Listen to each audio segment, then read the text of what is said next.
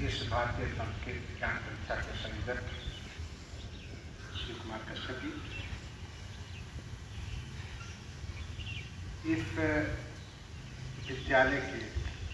आदरणीय प्रधानाचार्य महोदय, सम्मानित समस्त शिक्षक भाइयों और शिक्षिका बहनों, और अंत में परंतु सबसे प्रिय देश के भावी राष्ट्र निर्माता प्यारे बच्चों और बच्चे,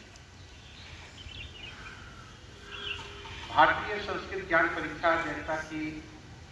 7 अक्टूबर को हुआ था, और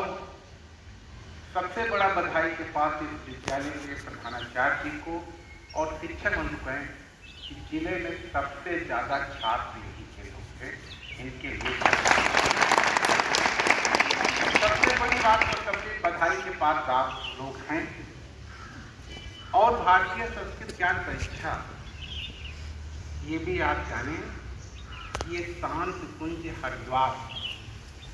द्वारा संचालित होती है, और ये आपके जिला ही नहीं, प्रदेश में नहीं, बल्कि पूरे विश्व में क्यों होती है। यहाँ पे हम लोग पढ़ने आते हैं तो ये विद्यालय भी एक बहुत बड़ा वर्कशॉप है, कार्यशाला है,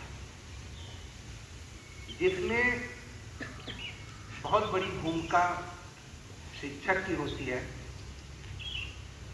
और उसकी पूरी निगरानी जो विद्यालय के प्रमुख होते हैं, प्रधानाचार्य की होती है।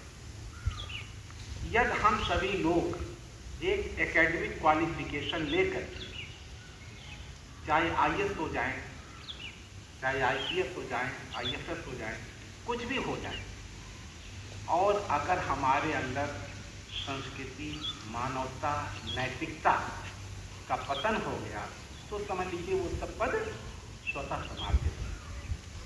क्योंकि गरिमा पद की एक समय तक होती है, लेकिन उसका जो चरित्र होता है वो बहुत ही दूर तक रहता है।